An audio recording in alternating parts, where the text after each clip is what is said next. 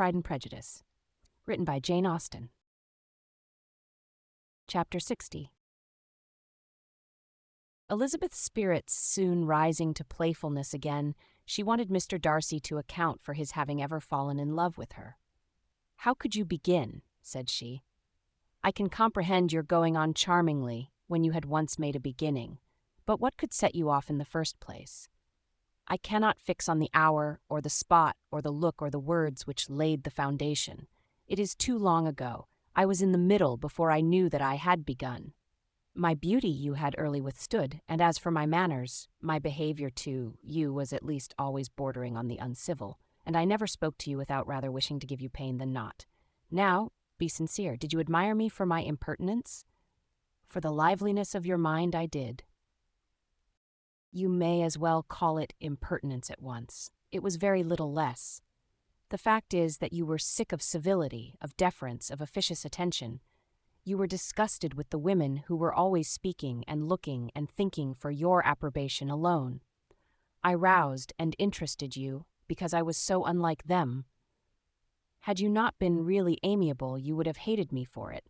But in spite of the pains you took to disguise yourself, your feelings were always noble and just, and in your heart you thoroughly despised the persons who so assiduously courted you.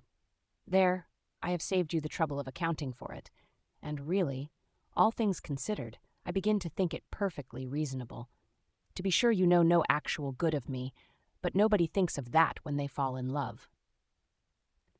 Was there no good in your affectionate behavior to Jane while she was ill at Netherfield? Dearest Jane, who could have done less for her? But make a virtue of it by all means. My good qualities are under your protection, and you are to exaggerate them as much as possible, and in return it belongs to me to find occasions for teasing and quarreling with you as often as may be, and I shall begin directly by asking you what made you so unwilling to come to the point at last. What made you so shy of me when you first called and afterwards dined here? Why, especially when you called, did you look as if you did not care about me? Because you were grave and silent, and gave me no encouragement. But I was embarrassed, and so was I. You might have talked to me more when you came to dinner. A man who had felt less might. How unlucky that you should have a reasonable answer to give, and that I should be so reasonable as to admit it. But I wonder how long you would have gone on if you had been left to yourself. I wonder when you would have spoken if I had not asked you. My resolution of thanking you for your kindness to Lydia had certainly great effect. Too much, I am afraid, for what becomes of the moral, if our comfort springs from a breach of promise, for I ought not to have mentioned the subject, this will never do. You need not distress yourself, the moral will be perfectly fair. Lady Catherine's unjustifiable endeavours to separate us were the means of removing all my doubts. I am not indebted for my present happiness to your eager desire of expressing your gratitude. I was not in a humour to wait for an opening of yours. My aunt's intelligence had given me hope, and I was determined at once to know everything. Lady Catherine has been of infinite use, which ought to make her happy, for she loves to be of use. But tell me, what did you come down to Netherfield for? Was it merely to ride to Longbourn and be embarrassed? Or had you intended any more serious consequences? My real purpose was to see you, and to judge, if I could, whether I might ever hope to make you love me. My avowed one, or what I avowed to myself, was to see whether your sister was still partial to Bingley, and if she were, to make the confession to him which I have since made. Shall you ever have courage to announce to Lady Catherine what is to befall her? I am more likely to want time than courage, Elizabeth. But it ought to be done, and if you will give me a sheet of paper, it shall be done directly. And if I had not a letter to write myself, I might sit by you and admire the evenness of your writing, as another young lady once did. But I have an aunt, too, who must not be longer neglected. From an unwillingness to confess how much her intimacy with Mr. Darcy had been overrated, Elizabeth had never yet answered Mrs. Gardiner's long letter. But now, having that to communicate which she knew would be most welcome, she was almost ashamed to find that her uncle and aunt had already lost 3 days of happiness, and immediately wrote as follows.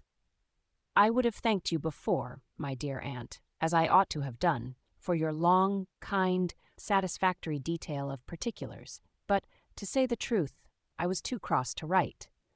You supposed more than really existed. But now suppose as much as you choose. Give a loose to your fancy, indulge your imagination in every possible flight which the subject will afford, and unless you believe me actually married, you cannot greatly err. You must write again very soon, and praise him a great deal more than you did in your last. I thank you again and again for not going to the lakes. How could I be so silly as to wish it? Your idea of the ponies is delightful. We will go round the park every day. I am the happiest creature in the world. Perhaps other people have said so before, but no one with such justice. I am happier even than Jane. She only smiles, I laugh. Mr. Darcy sends you all the love in the world that can be spared from me. You are all to come to Pemberley at Christmas. Yours, etc. Mr. Darcy's letter to Lady Catherine was in a different style, and still different from either was what Mr. Bennet sent to Mr. Collins, in return for his last. Dear Sir, I must trouble you once more for congratulations. Elizabeth will soon be the wife of Mr. Darcy. Console Lady Catherine as well as you can, but if I were you, I would stand by the nephew. He has more to give. Yours sincerely, etc. Miss Bingley's congratulations to her brother on his approaching marriage were all that was affectionate and insincere. She wrote even to Jane on the occasion, to express her delight and repeat all her former professions of regard. Jane was not deceived, but she was affected, and though feeling no reliance on her, could not help writing her a much kinder answer than she knew was deserved. The joy which Miss Darcy expressed on receiving similar information was as sincere as her brother's in sending it. 4 sides of paper were insufficient to contain all her delight and all her earnest desire of being loved by her sister. Before any answer could arrive from Mr. Collins, or any congratulations to Elizabeth from his wife, the Longbourn family heard that the Collinses were come themselves to Lucas Lodge.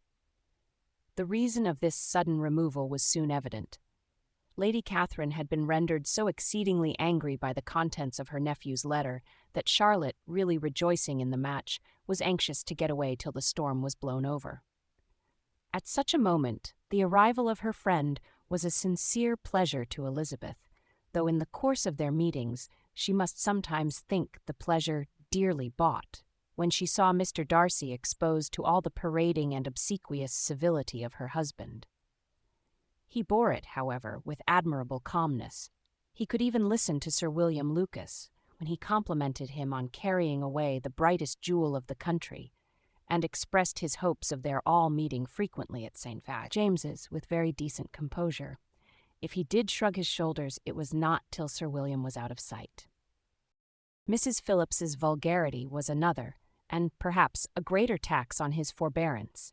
And though Mrs. Phillips, as well as her sister, stood in too much awe of him to speak with the familiarity which Bingley's good humour encouraged, yet whenever she did speak, she must be vulgar.